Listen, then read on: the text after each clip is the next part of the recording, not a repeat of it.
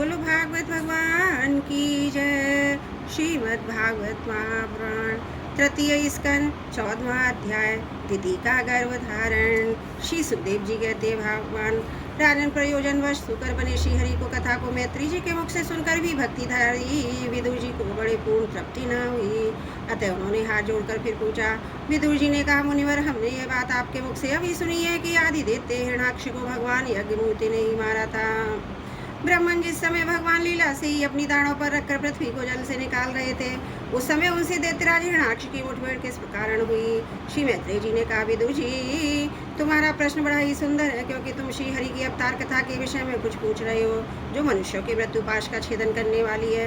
देखो, उत्तानपाद का पुत्र ध्रुव बालकपन में श्री नारद जी की सुनाई हरि कथा के प्रभाव से मृत्यु के सिर पर पैर रखकर भगवान के परम पद को आरूढ़ हो गया था। पूर्व काल में एक बार इसी वराह भगवान हिरणाक्ष के युद्ध के विषय में देवताओं के प्रश्न करने पर देव श्री ब्रह्मा जी ने उन्हें इतिहास सुनाया था, और उसी की परंपरा से मैंने सुना है। विदुर जी, एक बार दक्ष की पुत्री दिति ने पुत्र प्राप्ति की इच्छा से कामातुर होकर सायंकाल के समय अपने पति मरीचि नंदन कश्यप जी से प्रार्थना की। उस समय कश्यप जी खीर की आहुतियों द्वारा अग्निजिह्वा भगवान यज्ञपति की आराधना कर सूर्यास्त का समय जान अग्निशाला में ध्यानस्थ होकर बैठे थे। दिति ने कहा, द्वैतवेदन मतवाला हाथी जैसे केले के वृक्ष को मसल डालता है, उसी प्रकार यह पश्चिम धनुर्धर कामदेव मुझे अबला पर जोर जताकर आपके लिए मुझे बेचैन कर रहा है। अपनी पुत्रवती सौतों की सुख समृद्धि को देखकर मैं ईशा की आग से जली जाती हूँ। अतः आप मुझ पर कृपा कीजिए, आपका कल्याण हो। जिनके गर्भ से आप जैसा पति पुत्र रूप से उत्पन्न होता है, वे स्त्रियाँ अपने पतियों से सम्मानित समझी जाती हैं, उनका स्वस्थ संसार में सर्वत्र फैल जाता है। हमारे पिता प्रजापति दक्ष का अपनी पुत्रियों पर बड़ा स्नेह था। एक बार उन्होंने हम सबको अलग अलग बुलाकर पूछा कि तुम किसे अपना पति बनाना चाहती हो।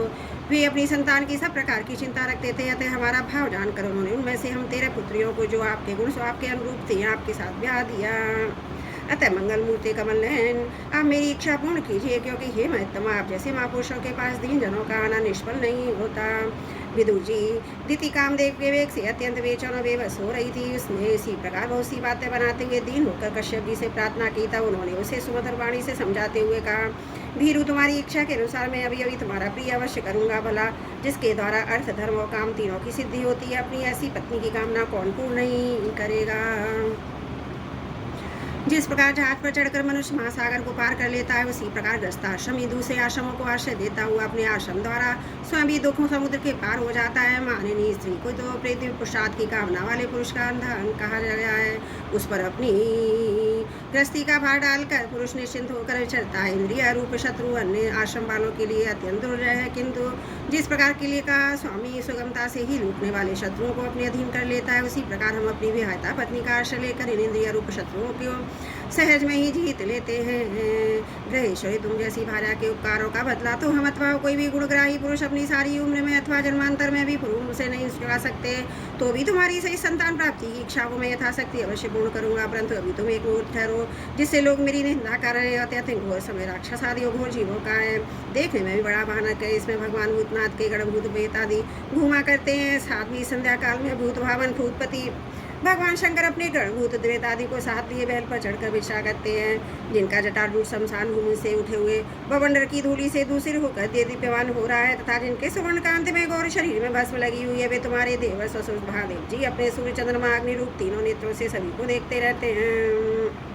संसार में उनका कोई अपना या परा नहीं है, ना कोई अधिक आदरणीय ना निंदनीय ही है। हम लोग तो अनेक प्रकार के व्रतों का पालन करके उनकी माया को ही ग्रहण करना चाहते हैं, जिसे उन्होंने भोग कर लात मार दी है। विवेकी पुरुष अविद्या के आवरण को हटाने की इच्छा से उसके निर्मल चरित्र का गान किया करते हैं। उनसे बढ़कर तो क्या उनके समान भी कोई नहीं है। उन तक केवल सत्पुरुषों की ही पहुँच है। यह सब होने पर भी वे स्वयं पिशाचों का आचरण करते हैं। नर शरीर कुत्तों का भोजन है, जो अविवेकी पुरुष आत्मा मानकर वस्त्र आभूषण माला चंदन आदि से इसी को सजाते संवारते रहते हैं। वे अभागे ही आत्माराम भगवान शंकर के आचरण पर हंसते हैं। हम लोग तो क्या ब्रह्मादि लोकपाल भी उन्हीं की बांधी हुई धर्म मर्यादा का पालन करते हैं। वे इस विश्व के अधिष्ठान है, तथा ये माया भी उन्हीं की आज्ञा का अनुसरण करने वाली। ऐसे होकर भी प्रेतों का आचरण करते हैं। अहो, उन जगत व्यापक प्रभु की अद्भुत लीला को समझ में नहीं आती। मैत्री जी कहते हैं, पति के इस प्रकार समझाने पर सीखा मातृ दीति ने वेश्या के समान निर्जय होकर ब्रह्म ऋषि का सब्जी का वस्त्र पकड़ लिया। वो कश्यप जी उस दिन नित्य कर्म में अपनी भार्या का बहुत आग्रह देख देव को नमस्कार किया, एकांत में उनके साथ समागम किया। फिर जल में स्नान कर प्राण वाणी का संयम करके विशुद्ध ज्योतिर्मय सनातन ब्रह्म का ध्यान करते हुए उसी का जप करने लगे। विदेव जी दीति को भी उसने नित्य कर्म के कारण बड़ी लज्जा आई और वह ब्रह्म ऋषि के पास जा से नीचा करके इस प्रकार कहने लगी। दीति बोली, ब्रह्मन भगवान रुद्र देवताओं के स्वामी है, मैंने उनका अपराध किया है।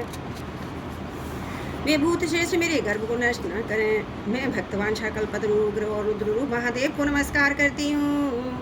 वे सत्पुरुषों के लिए कल्याणकारी एवं दंड देने के भाव से रहित है, किंतु दुष्टों के लिए क्रोध मूर्ति दंडपाणी है। हम स्त्रियों पर तो व्याध भी दया करते हैं, फिर भी सती पति तो मेरे बहनों यो परम कृपालु अतः वे मुझ पर प्रसन्न हो।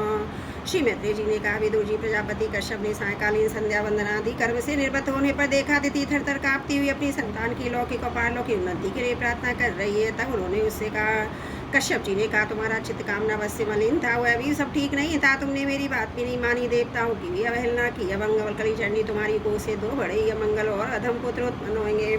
वे बार बार संपूर्ण लोक और लोकपालों को अपने अत्याचारों से रुलाएंगे, जब तक उनके हाथ में उनसे निरपराध दीन प्राणी मारे जाने लगेंगे, स्त्रियों पर अत्याचार होने लगेंगे, महात्माओं को शुद्ध किया जाने लगेगा। उस समय संपूर्ण लोगों की रक्षा करने वाले श्री जगदीश्वर कुपित होकर अवतार लेंगे। इंद्र जैसे पर्वतों का दमन करता है उसी प्रकार उनका वध करेंगे। दीति ने कहा, प्रभु यही तो मैं चाहती हूँ कि यदि मेरे पुत्रों का वध हो तो साक्षात भगवान चक्रपाणी के हाथ से ही हो, कुपित ब्राह्मणों के सर्पादि से ना हो। जो जीव ब्राह्मणों के शाप से दग्ध और प्राणियों को भय देने वाला है वही किसी भी योनि में जाए, उस पर नार की जीव भी दया नहीं करते। कश्यप जी ने कहा, देवी तुमने अपने किए हुए शोक और पश्चाताप प्रकट किया है, तुम्हें शीघ्र ही उचित अनुचित का विचार भी हो गया होगा। भगवान विष्णु शिव मेरे प्रति भी तुम्हारा बहुत आदर जान पड़ता है, इसलिए तुम्हारे एक पुत्र के 4 पुत्रों में से एक ऐसा होगा जिसका सत्पुरुष भी मान करेंगे और जिसके पवित्र कुल भक्तजन भगवान के गुणों के साथ गाएंगे। जिस प्रकार खोटे सोने को बार बार तपाकर शुद्ध किया जाता है, उसी प्रकार साधुजन उसके स्वभाव का अनुकरण करने के लिए निवृत्ता आदि उपायों से अपने अंतकरण को शुभ करेंगे। जिनकी कृपा से उन्हीं का स्वरूप यह जगत आनंदित होता है, वह स्वयं प्रकाश भगवान ही इसकी अनन्य भक्ति से संतुष्ट हो जाएंगे। द्वितीय है बालक बड़ा ही भगवत भक्त उदार हृदय प्रभावशाली महान पुरुषों का भी पूज्य होगा तथा प्रौढ़ भक्ति भाव से विशुद्ध और भावान्वित होकर अंतकरण में श्री भगवान को स्थापित करके देवमान को त्याग देगा। वह विषयों में अनासक्तशीलवान, गुणों का भंडार और दूसरों की समृद्धि में सुख दुख में दुख मानने वाला होगा। उसका कोई शत्रु ना होगा, न चंद्रमा जैसे ग्रीष्म ऋतु के ताप को हर लेता है वैसे ही वे संसार के शोक को शांत करने वाला होगा। जो इस संसार के बाहर भी तस्वूर विराजमान है, अपने भक्तों के अनुसार समय समय पर मंगल ग्रह प्रकट करते हैं और लक्ष्मी रूप लावण्य मूर्ति ललना की भी शोभा बढ़ाने वाले हैं तथा जिनका मुखमंडल झिलमिलाते हुए कुंडल से सुशोभित है, उन परम पवित्र कमल है श्री हरि की तुम्हारे पौत्र को प्रत्यक्ष दर्शन होगा। श्री मैत्री जी कहते हैं, विदुर जी जब सुना कि मेरा पुत्र भगवान का भक्त होगा तब उसे बड़ा आनंद हुआ तथा यह जानकर कि मेरे पुत्र साक्षात श्री हरि के हाथ से मारे जाएंगे उसे और भी अधिक उत्साह हुआ। बोलो भागवत भगवान की जय। तृतीय स्कंद 14वां अध्याय समाप्त। त्रुटियों के लिए क्षमा चाहती हूँ। बोलो भागवत भगवान की जय। तृतीय स्कंद 15वां अध्याय। जय विजय कुशन का आदि का शाम। श्री मैत्री जी ने कहा, विदुर जी दीति को अपने पुत्रों से देवताओं को कष्ट पहुंचने की आशंका थी, इसलिए उसने दूसरों के तेज का नाश करने वाले उस कश्यप जी के तेज भी को 100 वर्षों तक अपने अधर में ही रखा। उस गर्भस्थ तेज से ही लोकों में सूर्य आदि का प्रकाश क्षीण होने लगा तथा इंद्रादि लोकपाल भी तेजोहीन हो गए। तब उन्होंने ब्रह्मा जी के पास जाकर कहा कि सब दिशाओं में अंधकार के कारण बड़ी अवस्था हो रही है।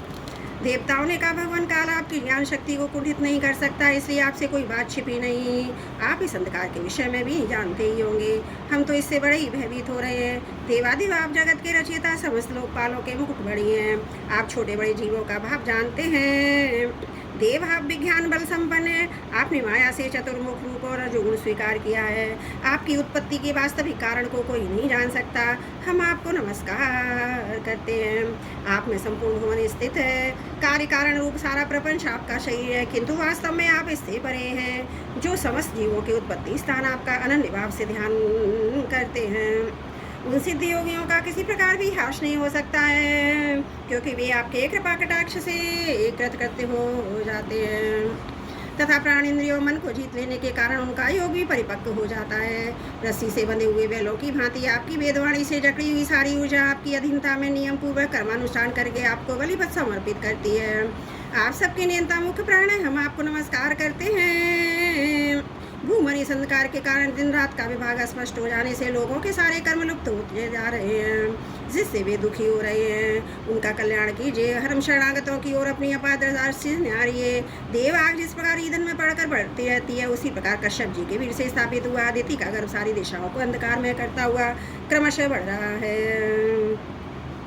श्री मित्री जी कहते हैं, महाबाहो, देवताओं की प्रार्थना सुनकर भगवान ब्रह्मा जी हंसे और उन अपनी मधुर वाणी से आनंद करते हुए कहने लगे। श्री ब्रह्मा जी ने कहा, देवताओं, तुम्हारे पूर्वज मेरे मानस पुत्र सनकादि लोगों की आसक्ति त्याग कर समस्त लोकों में आकाश मार्ग से विचरा करते हैं।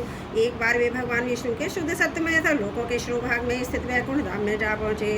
वहाँ सभी लोग विष्णु रूप होकर रहते हैं। वह प्राप्त भी उन्हीं को होता है जो अन्य सब प्रकार की कामनाएं छोड़कर केवल भगवत चरण प्रगति शरण की प्राप्ति के लिए ही अपने धर्म द्वारा उनकी आराधना करते हैं। वहाँ वेदांत प्रतिपाद धर्ममूर्ति श्री आदि नारायण हम अपने भक्तों को सुख देने के लिए शुद्ध सत्यमय स्वरूप धारण कर हर समय विराजमान रहते हैं। उस लोक में नेशयस नाम का एक वन है, जो मूर्तिमान केवल ऐसा ही जान पड़ता है। वह सब कृपा की कामनाओं को पूर्ण करने वाले वृक्षों से सुशोभित है, जो स्वयं हर समय 6 ऋतुओं की शोभा से संपन्न रहते हैं। वहाँ विमानचारी गंधर्वगण अपनी प्रियाओं के सहित अपने प्रभु की पवित्र लीलाओं का गान करते रहते हैं, जो लोगों की संपूर्ण पाप राशि को भस्म कर देने वाली है।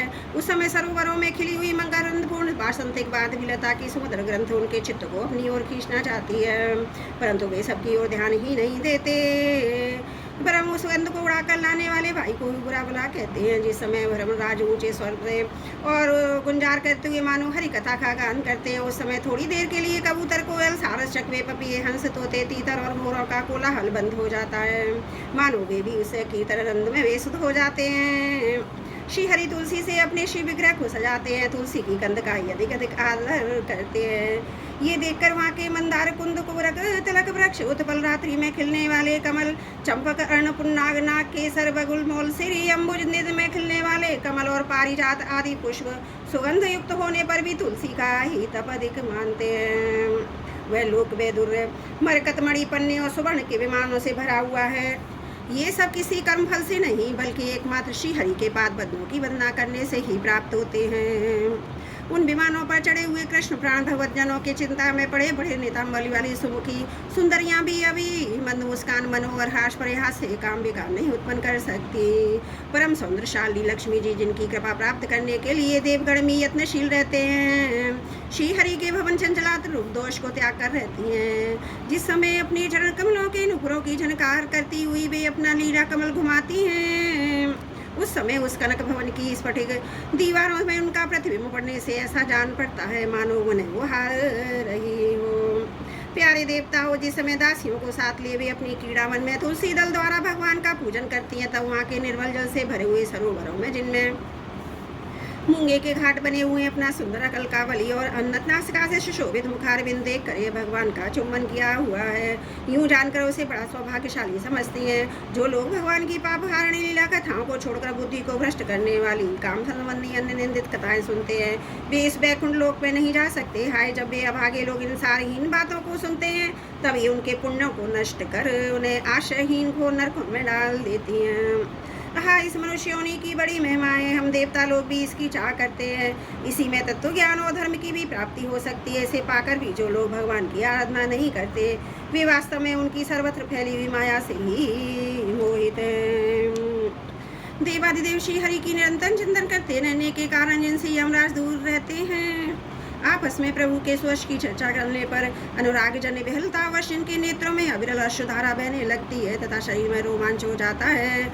और जिनके वे शील स्वभाव की हम लोग भी इच्छा करते हैं, वे परम भागवत हमारे लोकों से ऊपर इस बैकुंठ धाम में जाते हैं। जिस समय सनकादि मुनि विश्व गुरु श्री हरि के निवास स्थान संपूर्ण लोक के वंदनीय श्रेष्ठ देवताओं के बीच वहाँ से विभूषित उस परम दिव्य और अद्भुत बैकुंठ धाम में अपने योग बल से पहुँचे, तब उन्हें बड़ा ही आनंद हुआ। भगवत दर्शन की लालसा से अन्य दर्शनीय सामग्री की उपेक्षा करते हुए बैकुंठ धाम की 6 द्रोणियों पार करके जब ये 7वीं पर पहुंचे, तब वहाँ उन्हें हाथ में गदा लिए 2 समान आयु वाले देवश्रेष्ठ देव दिखाई दिए। जो बाजूबंद कुंडलों कीट आदि अनेकों अमूल्य आभूषणों से अलंकृत थे। उनकी 4 श्यामल भुजाओं के बीच में मतवाले मदकारों से गुंजायमान वनमाला सुशोभित थी तथा माँ की भौहें फड़कने हुए नासकारंदों और उन नैनों के कारण उनके चेहरे पर कुछ शोम के चिन्ह दिखाई दे रहे थे। उनके इस प्रकार देखते रहने पर भी वे मुनिगण उनसे बिना कुछ पूछताछ किए जैसे सुवर्णों वज्रमय किवाड़ों से युक्त फैली 6 ड्योढ़ी लांघ कर आए थे, उसी प्रकार उनके द्वार में भी घुस गए। उनकी दृष्टि तो समत्र समान थी। वे निशंक होकर सर्वत्र बिना किसी रोक टोक के विचरते थे। वे चारों कुमारों पूर्ण तत्वज्ञ थे। तब ब्रह्मा की षष्ठी में आयु में सबसे बड़े होने पर भी देखने में 5 वर्ष के बालकों से जान पड़ते थे। दिगम वृत्ति से नंग धड़ंग रहते थे। जो इस प्रकार निसंकोच रूप से भीतर जाते थे। उन द्वारपालों ने भगवान के शील स्वभाव के विपरीत सनकादिक के तेज की हंसी उड़ाते हुए पैंत उड़ा कर रोक दिया। यद्यपि वे ऐसे दुर्वार के योग्य नहीं थे। जब उन द्वारपालों ने बैकुंठवासी देवताओं के सामने पूजा के सर्वश्रेष्ठ पात्र उन कुमारों को इस प्रकार रोका, तब अपने प्रियतम प्रभु के दर्शनों में विघ्न पड़ने के कारण उनके नेत्र सहसा कुछ कुछ क्रोध से लाल हो उठे और वो इस प्रकार कहने लगे। मुनियों ने कहा, अरे द्वारपालो, जो लोग भगवान की महती सेवा के प्रभाव से इस लोक को प्राप्त होकर यहाँ निवास करते हैं, वे तो भगवान के समान ही समदर्शी होते हैं। तुम दोनों में ही उन्हीं में से हो, किंतु तुम्हारे स्वभाव में ये विषमता क्यों है? भगवान तो परम शांत स्वभाव है, उनका किसी से विरोध भी नहीं है। फिर यहाँ कौन ऐसा है जिस पर शंका की जा सके? तुम स्वयं कपटी हो, इसी से अपने ही समान दूसरों पर शंका करते हो।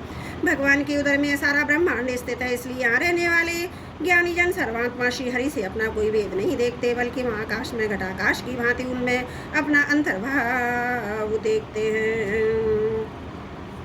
तुम तो देव रूपधारी हो, फिर भी तुम्हें ऐसा क्या दिखाई देता है जिससे तुमने भगवान के साथ कुछ भेदभाव के कारण होने वाली भय की कल्पना कर ली?